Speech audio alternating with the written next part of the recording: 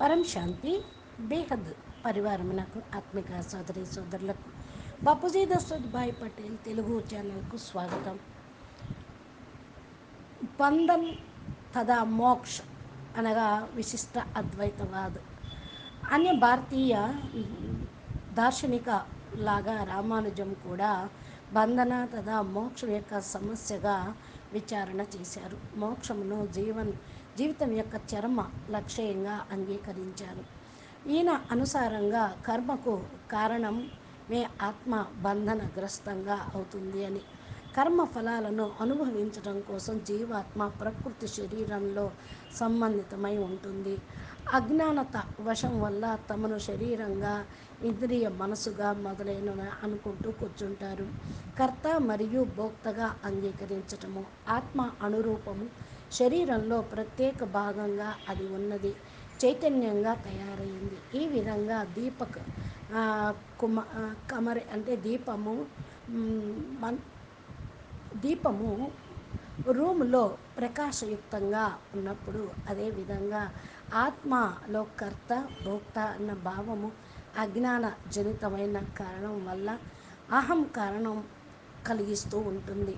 ఈ అహంకారం అనేది అవిద్య. రామానుజం అనుసారంగా కర్మ ఫలాలను నాశనం చేసుకుంటే ఆత్మ శరీరము బద్ధం అనేది కాదు.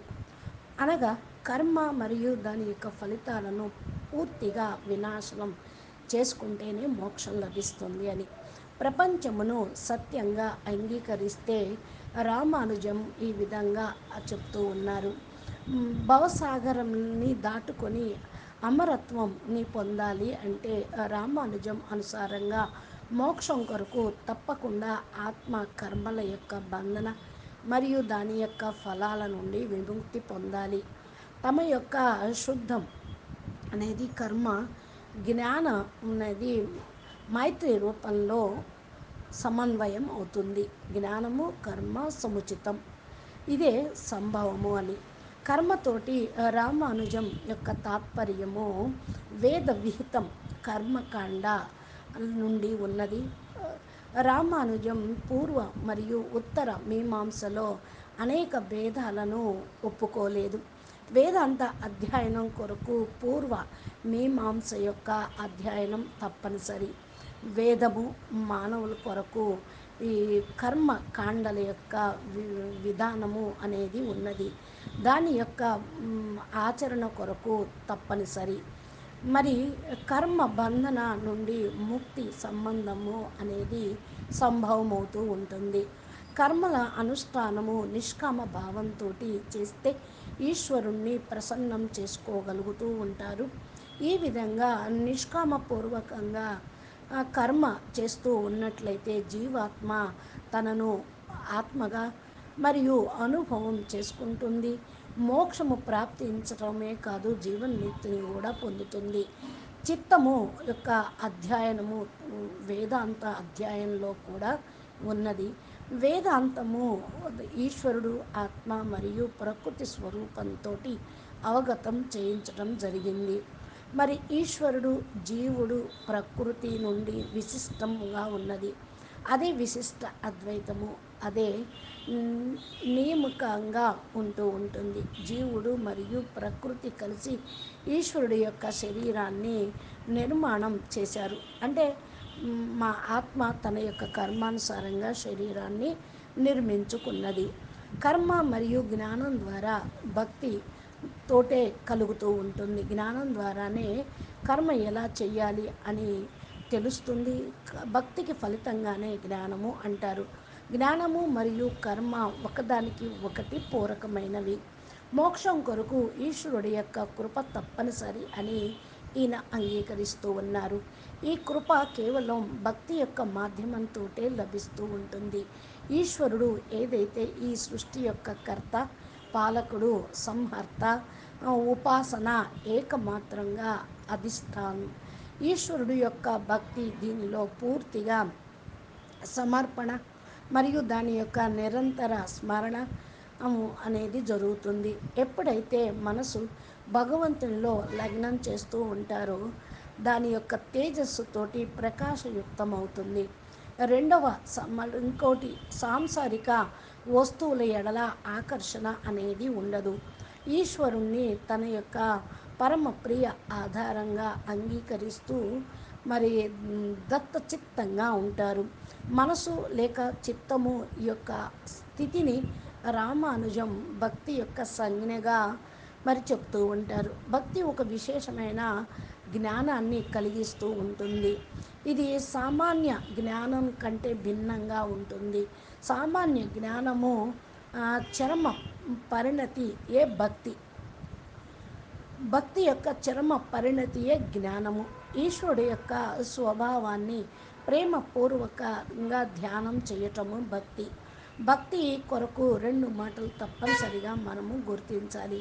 మనసుని పూర్ణ రూపేణ ఈశ్వరుణ్ణి కేంద్రితం చేసుకోవాలి.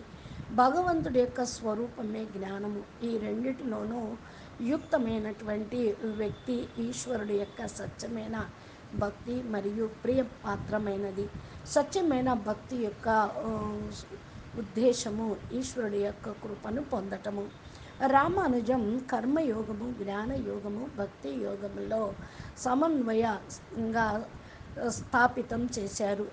భక్తిని పరమ భక్తిగా, పరమ సాధ్య సాధనగా, కర్మ మరియు జ్ఞానమును ప్రాప్తి పొందే సాధన రూపంలో ఇది ప్రధానంగా ఉంటుంది.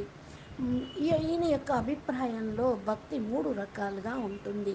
సాధనా భక్తి, పరాభక్తి మరియు పరమాభక్తి. ప్రథమంగా ఫస్టులో వ్యక్తి ఈ ప్రపంచం యొక్క విషయ భోగాలతోటి విసిగిపోయి తన ధ్యానమును ఈశ్వరుడు పైన లగ్నం చేస్తారు. దీని యొక్క రూపమే పూజ, పఠనము, లేకపోతే సేవ, యమ నియమ ఆది మొదలైనటువంటివన్నీ ఆచరణ చేస్తూ ఉంటారు. ఏ వ్యక్తి అయితే మనసుని నిర్మలంగా చేసుకుంటారో, భగవంతుణ్ణి పొందాలనే లక్ష్యాన్ని పెట్టుకుంటారో, అప్పుడు వారు వారి యొక్క ఆరాధన కూడా చేస్తూ ఉంటారు. రెండవ స్థితిలో వ్యక్తి భగవంతుడి దర్శనం పొందాలి అనుకుంటారు. ఈశ్వరుణ్ణి పూర్ణతగా విశ్వాసం దృఢమైపోతూ ఉంటుంది. తమను తాము యొక్క అంశగా భావించి ప్రత్యక్షంగా తన యొక్క అంతరాత్మ రూపంలో ఉంటుంది. అంతిమ స్థితిలో భక్తి భగవంతుని యొక్క తో పాటు తన యొక్క ఏకాకారంగా భావిస్తూ పూర్ణ రూపేణ నిమగ్నమై ఉంటారు.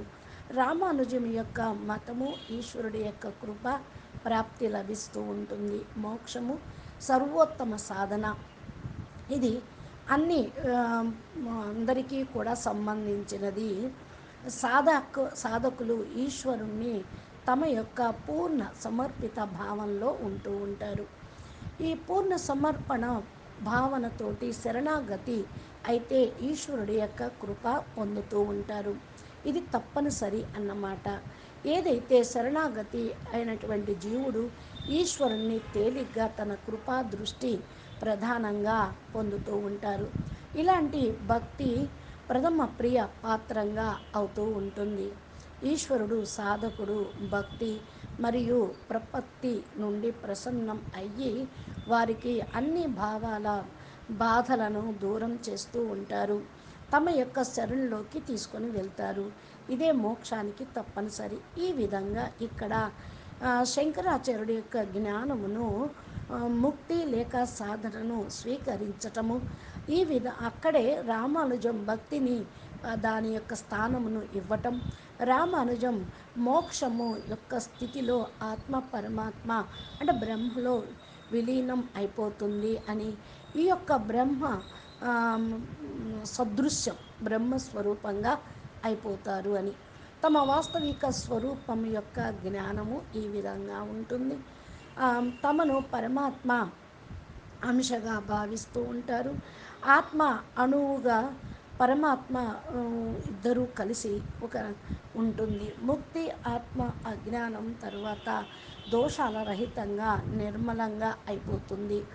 ఈశ్వరుడు వెనకాల సాన్నిధ్యంలో నివసిస్తూ వారి యొక్క సమాన అనంత చైతన్యము ఆనందం యొక్క ఉపభోగము పొందుతూ ఉంటారు. తమను ఈశ్వరుడు యొక్క శరీరంగా భావిస్తూ ఉంటారు. ఇక్కడే విశిష్టమైనటువంటి ఆ, ఆత్మ ఎప్పుడు వినాశనం కాదు అని చెప్తారు. బంధన కారణం వల్ల ఆత్మ స్వతంత్రము, వ్యక్తిత్వము కాదు, అహంకారయుక్తమే నేను నేను అని ఉంటుంది. ముక్త అవస్థలో ఈ విధమైనటువంటి వినాశనం అయిపోతుంది. ఆత్మ ఈశ్వరుడు యొక్క శరీరము మరియు ఆ శరీరంలోనే ఆత్మ, ఆత్మ కొరకు అన్నిటికీ కంటే గొప్పది ఆనందము. ఇదే బ్రహ్మానందము. ఈశ్వరుడి యొక్క అనంత మహిమ నిరంతరం ధ్యానం చేయటమే. ఇది కూడా సంభవమే. అందరి యొక్క మరి సురక్షితంగా ఉండటం ఈ దృష్టి రామానుజం యొక్క మతంలో జీవన్ముక్తి ఒక స్థితి అనేది ఉండదు. దాని యొక్క అనుసారంగా ఎంతవరకైతే ఆత్మ శరీరంతో పాటు సంబంధాన్ని తయారు చేసుకుంటూ ఉంటుందో అప్పుడు కర్మగా తయారవుతుంది. కర్మ తోటి ఉన్నటువంటి సిద్ధాంతము కూడా ప్రాప్తి పొందదు. మోక్షము మరియు సంభవము కాదు. ఆత్మ యొక్క శరీరంతో సంబంధం వివేచన ఉంటుంది. అన్నీ కూడా ఈ విధంగా ముక్తి అయిపోవటము, ఆత్మ ఈశ్వరుడి యొక్క లోకంలో ఉండటము, ఆనంద బ్రహ్మానందం యొక్క అనుభూతిని పొందటము, ఇదే జీవితం యొక్క చరమ లక్ష్యము. ఈ విధంగా రామానుజుడి యొక్క అభిప్రాయము విశిష్ట అద్వైతము అనగా అద్వైతంలో ద్వైతం యొక్క మతము. దీనిలో మూడు తత్వాల యొక్క నిత్యము అని చెప్పబడుతుంది. అంటే ఈశ్వరుడు, జీవము, జీవుడు అనగా ఆత్మ, ప్రకృతి, పరమతత్వం, కల్పన, ఈ మూడు తత్వాల సంఘటనమే సమిష్టి సృష్టి యొక్క రూపముగా చెప్పబడుతుంది. ఈశ్వరుడు ఒక్కడే. చిత్తము తదా అచిత్తము నుండి విశిష్టంగా ఉంటుంది. ఈ విధంగా సమిష్టి ఆంతరిక నియంత అనిగు పరమాత్మగా చిత్ మరియు అచిత్ ఏకత అనేది తయారవుతుంది. జీవుడు మరియు ప్రకృతి కలిసి శరీరం యొక్క నిర్మాణం జరుగుతూ ఉంటుంది. తత్వ నిత్యం అవుతూ ఈశ్వరుడు పూర్తిగా నిర్భరమై ఉంటారు. ఈశ్వరుడు ప్రకారంగా మరి ధైర్యము అంశగా శేషంగా ఉంటుంది. ఈశ్వరుడు ప్రకారి నియంత ఆధారంగా అంశగా శేషంగా ఉంటూ ఉంటుంది. ఇది శ్వేతోపనిషత్తులో కూడా పరమతత్వము మూడు తత్వాల యొక్క విశిష్టంగా చెప్పబడింది. దీని అనుసారంగా భోక్త, భోగ్యము, తర్వాత ప్రేరితం అన్నీ కలిసి పరమతత్వం యొక్క నిర్మాణం అని అంటూ ఉంటారు. ఈ ముగ్గురిని కూడా ఈ మూడింటిని తెలుసుకోవాలి. అదే బ్రహ్మను తెలుసుకోవటము. రామానుజం యొక్క సిద్ధాంతము ఆస్తిత్వానికి అస్తిత్వం అంటే ఆస్తికులుగాను తృప్తి చెందేటువంటి సాధన, భక్తి పరకమైనటువంటి వేదాంతాన్ని ఆధారంగా తీసుకొని ఉంటుంది. దర్శనం యొక్క సిద్ధాంతంలో ప్రభావము కాలాంతరంలో అన్య వైష్ణవ వేదాంతులు కూడా ఉన్నారు. భారతీయ చింతన ఇతిహాసంలో విశిష్ట అద్వైతము ఒక ప్రముఖ స్థానంగా ఉన్నది. మౌలికత దృష్టితోటి ఇది శంకరాచార్యుడి యొక్క అద్వైత మతమునకు సమక్షతలో ఉంచారు. రామానుజం తర్వాత వేదాంతులు, మధ్వాచార్యులు మొదలైన వారు కూడా ప్రసిద్ధికి ఎక్కారు. బ్రహ్మను సమీకరణ విష్ణువుతోటి స్థాపితం చేసి ద్వైతవాదం ప్రతిపాదన చేశారు. ఇందులో విష్ణువు మరియు జీవుడు, జగత్తు రెండు యొక్క శక్తులను స్వీకరించటం జరిగింది. పరస్పర భిన్నంగా అంగీకరిస్తూ ఉంటారు. మధ్వాచార్యుడు అనుసారంగా ఈశ్వరుడు సృష్టి కేవలం నిమిత్త మాత్రమే అని, మోక్షం కొరకు భగవంతుడి యొక్క కృప అనేది తప్పనిసరి అని చెప్పటం జరిగింది. నాస్తికవాదం కూడా ఉంది. దీని తర్వాత నాస్తికవాదం ఎవరు ప్రచారంలోకి తీసుకొచ్చారో దాని యొక్క వివరణ ఏంటో తెలుసుకుందాము. అచ్చా, పరం శాంతి. నమస్తే, ధన్యవాదాలు. బేహద్కే బేహద్ పరం పరం పరం శాంతి హై, శాంతి హై, శాంతి హై. నమస్తే. బాపూజీ దశరథ్ భాయ్ పటేల్ తెలుగు ఛానల్లో ఈ యొక్క వేదాలు శాస్త్రాలు ఉపనిషత్తుల జ్ఞానమును చెప్పడం జరుగుతూ ఉంది. మీరు మా ఛానల్ని సబ్స్క్రైబ్ చేసి గంట సింబల్ని ప్రెస్ చేస్తే నోటిఫికేషన్ రూపంలో మీకు లభిస్తూ ఉంటాయి. అచ్చా, నమస్తే, పరం శాంతి.